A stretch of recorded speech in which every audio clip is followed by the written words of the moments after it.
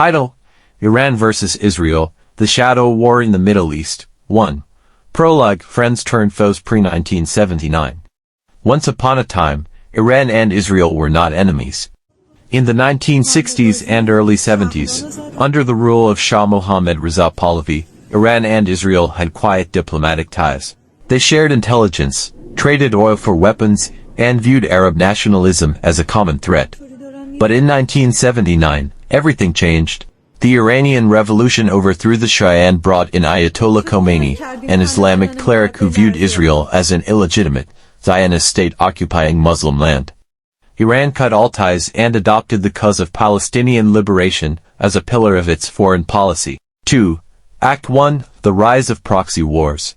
In the early 1980s, Iran began building influence across the region by supporting proxy groups, especially Hezbollah and Lebanon, which it trained, armed, and funded. Meanwhile, Israel was fighting wars on multiple fronts, especially in Lebanon 1982 invasion to push back Palestinian militants and Iranian-backed militias like Hezbollah. From this point on, Iran never directly fought Israel. Instead, it used its allies and proxies to strike from the shadows. 3. Act 2: Nuclear Shadows and Open Threats. By the 2000s, the stakes were raised.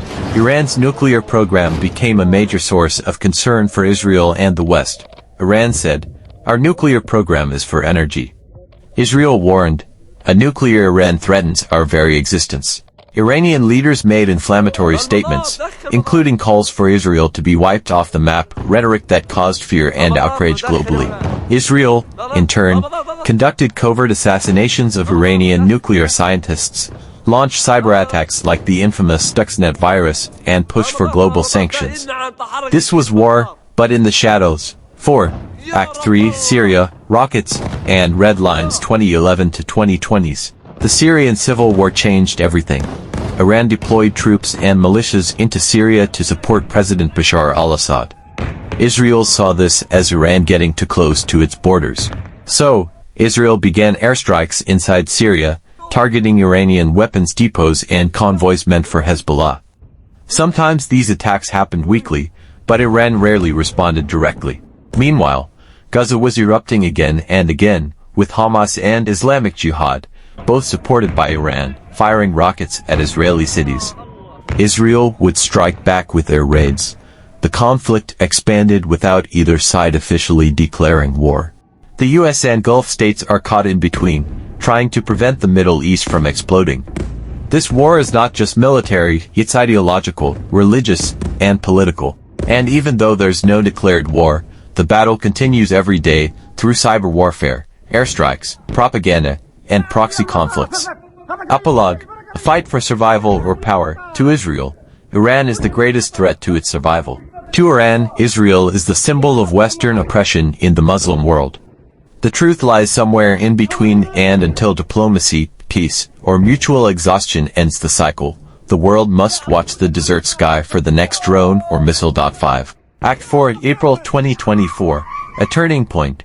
Then came April 13, 2024, a day many feared for years. For the first time in history, Iran directly launched hundreds of drones and missiles at Israel. It was retaliation for Israel allegedly killing top Iranian generals at an Iranian embassy in Syria. Israel, with help from the US, UK, and Jordan, intercepted most of the incoming weapons. But the message was clear: the shadow war had stepped into the daylight. Though both sides avoided a full-blown war afterward, the tension reached its highest point in decades. Regional powers and global superpowers scrambled to stop it from escalating into World War III. 6. Act 5: What's Next? 2025 and Beyond. Today, the Iran-Israel conflict is like a ticking time bomb. Iran continues supporting Hezbollah, Hamas, Houthis, and militias in Iraq and Syria. Israel continues striking Iranian targets and preparing for any nuclear breakthrough.